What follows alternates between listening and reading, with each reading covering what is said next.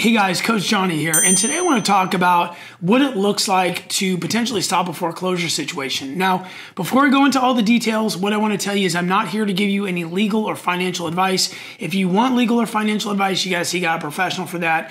I do, however, work with a lot of people who are in foreclosure, and so I want to pass along some information to you that may be helpful, some things that are maybe overlooked. A lot of people go to the internet for answers, which is a great place for answers, but a lot of times Google can be your worst enemy because a lot of stuff can be outdated there and not necessarily pertain to your situation. And make sure you stick around to the end of the video because I'm going to get you access to my PDF cheat sheet, and it's going to go into a little bit more detail on all the things that I cover in this video. And if you're somebody who helps people who are in foreclosure situations, I invite you to like and subscribe to the channel.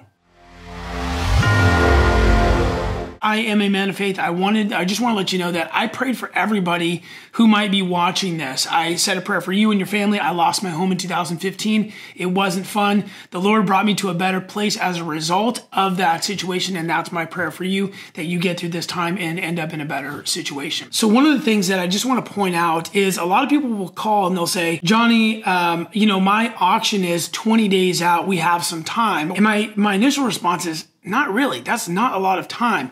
No matter which option you go with, no matter what you choose to do, you're going to have to involve other people. And those people are only going to work on your situation during working days. So if you think 20 days or 30 days is a long time, remember, there's probably a holiday in there. There's definitely weekends in there, right? People aren't going to be working on weekends. People are going to be taking time off. And so you need working days. You need people to have time to work on your particular situation. So the sooner you move, the better. Okay, so the first out-of-the-box solution that I would recommend to everybody to look into is to find somebody to bring up the arrears. Now you might say, well, no kidding. Of course I need to find somebody. I have nobody who will lend me the money. And that totally makes sense. But one thing that you can do is you can actually sell the property, maybe to a friend or a family member who can bring up the arrears and kind of get you current so you can stay in the property. Now, this solution really only works if you have stable income and if you have somebody who trust that you will continue making the payments, right? Like nobody wants to bring up $20,000 in arrears and then never get any money back, right? So what you need to do is make sure that you have some way to bring in money that you can make a payment on the new mortgage and find somebody that you can sell the property to in order to buy it back in a future date. Now, one of the things that a lot of people get hung up on is they think in order for them to buy the property, right? Like if you were going to sell the property to your mom, sister, dad, cousin, whomever, one of the hangups there is the person who would be buying it thinks that they would need to buy that property using an FHA or a conventional or even a VA type loan.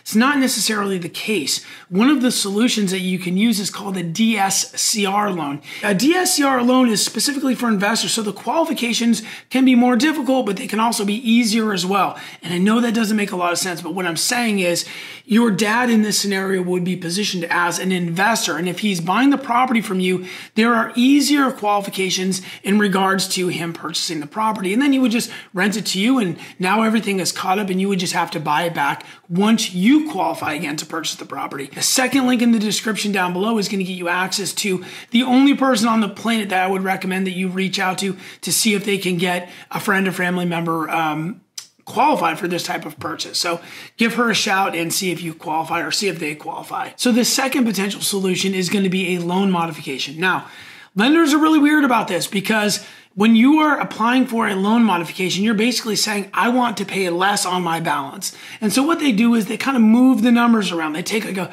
portion of the loan and they put it to the back and they change interest rates and they do all these different things.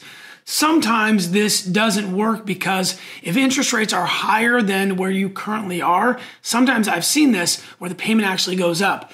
And that's kind of a weird thing because if the payment goes up and you can't make the current payment, it's kind of doesn't work. And you have to qualify for this. So you call them and you got to give them some information on the money that you're bringing in. They verify all that information. You're basically qualifying for another loan. So sometimes this works out and sometimes it doesn't. Sometimes it's just basically like a Band-Aid to get you where you need to be. But definitely look into getting a loan modification. Your third option is going to be to list the property. Now, you basically want to talk to a real estate agent and ask them, do I have enough time to sell this property on market? And do I have enough equity? Here's kind of a quick tip for you. One of the things that you want to ask the agent when you're interviewing them to see if they're the right fit for you is ask for a seller's net sheet. A seller's net sheet is going to tell you what you're going to walk away from the property with after they've taken their fees and after all the commissions. It's going to be an estimated number, but you need to know what this number is. So a lot of times one of the biggest problems is that there's actually not enough time to sell the property on market. What that means is if you do hire an agent, they're going to need to stage the property or clean the property or just get it ready for showing, put it on the market. Then you're going to have to wait for buyers to come in. Once the buyers come in, put an offer in, you're going to have to accept it. Then you're going to have a 30-day or 45-day escrow, maybe a shorter escrow. But the point is that's going to take time. And sometimes people in this situation don't have that time. And if that is you and you're in that situation, your really only option if you're going to sell the property is to look for a cash buyer. Which brings me to the fourth option, and that's find a cash buyer. So here's a couple things that you can do to make sure that you get the most money for the property. And I want to put a little asterisk here, okay? Because getting the most money for your property is really important, but also working with an investor who is actually going to close on the property, that's more important. Okay, that is the most important thing because there is a time crunch. You need to sell this property before a certain date or the property is going to auction, and that's not a great thing. You do not want that to happen. And I'll give you an example. If you were to sell the property to a cash investor and they can't close, meaning they can't come up with the funds, or maybe they offered you more money than it's worth, and you're all excited, oh, they gave me all the money for the property. If the investor on the other side says, listen, I committed to too much money, I'm backing out of this deal, and you have nowhere to go, your property is going to auction, and that's a problem. Be wary of investors who are offering too much money for the property, because if they offer too much money, then they're likely not going to close, or they're going to come back and ask for a reduced price while you're in contract. So one thing I want to point out here is that most investors operate on a similar margin, okay? And what does that mean? It means investor A and investor B are probably going to end up closing at the same amounts or very close to it, okay? One investor might offer you a little bit more, one might offer you a little bit less, but it's going to be pretty stinking close. What you need to be wary of is the guy who offers the number way up here. Okay, because he's not going to close at that number. I promise you he's not going to close at that number. So you might be watching this and thinking to yourself, well, I'm in a negative equity situation, so I actually can't sell this property on the open market. A cash offer is also not going to work because everyone's offering me below what I actually owe on the property.